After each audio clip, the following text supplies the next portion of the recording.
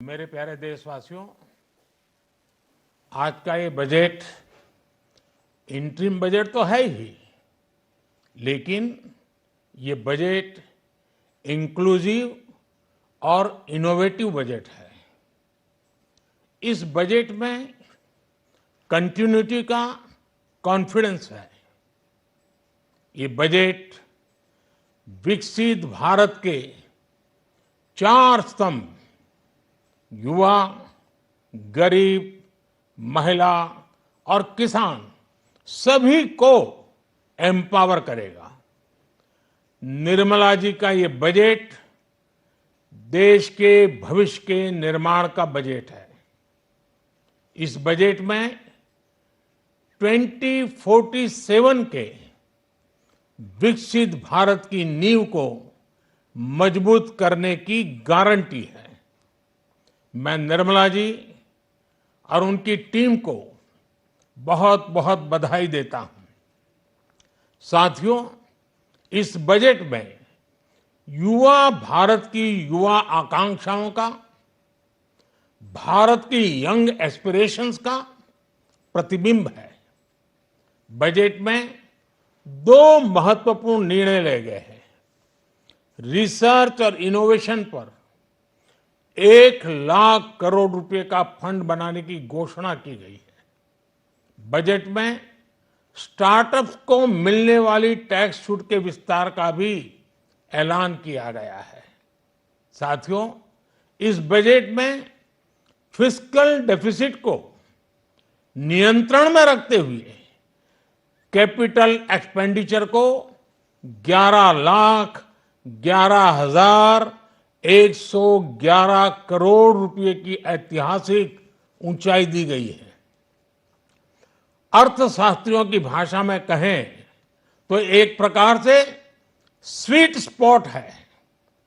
इससे भारत में 21वीं सदी के आधुनिक इंफ्रास्ट्रक्चर के निर्माण के साथ ही युवाओं के लिए अनगिनत रोजगार के नए अवसर तैयार होंगे। बजट में वंदे भारत स्टैंडर्ड की 40,000 आधुनिक बोगियां बनाकर उन्हें सामान्य यात्री ट्रेनों में लगाने का ऐलान किया गया है। इससे देश के अलग अलग रेल रूट पर करोड़ों यात्रियों में आरामदायक यात्रा का अनुभव बढ़ेगा। साथियों, हम एक बड़ा लक्ष्य तय करते हैं, उसे प्राप्त करते हैं और फिर उससे भी बड़ा लक्ष्य अपने लिए तय करते हैं। गरीबों के लिए हमने गांवों और शहरों में 4 करोड़ से अधिक घर बनाए। अब हमने 2 करोड़ और नए घर बनाने का लक्ष्य रखा है। हमने 2 करोड़ महिलाओं को लखपति दीदी बनाने का लक्ष्य रखा था। अब इस लक्ष्य को बढ़ाकर 3 करोड़ लखपति दीदी बनाने का कर दिया गया है। आयुष्मान भारत योजना ने गरीबों की बहुत मदद की है। अब आंगनवाड़ी और आशा वर्कर, उन सबको इस योजना का लाभ मिलेगा। साथियों, इस बजट में गरीब और मध्यम वर्ग को एम्पावर करने, उनके लिए आय के नए अवसर बनाने पर भी बहुत जोर दिया गया है। रूफटॉप सोलर अभियान में 1 करोड़ परिवारों को सोलर रूफटॉप के माध्यम से मुफ्त बिजली प्राप्त होगी। इतना ही नहीं, सरकार को अतिरिक्त बिजली बेचकर लोगों को 15 से 20 हजार प्रति वर्ष की आय भी होगी और ये हर परिवार को होगी।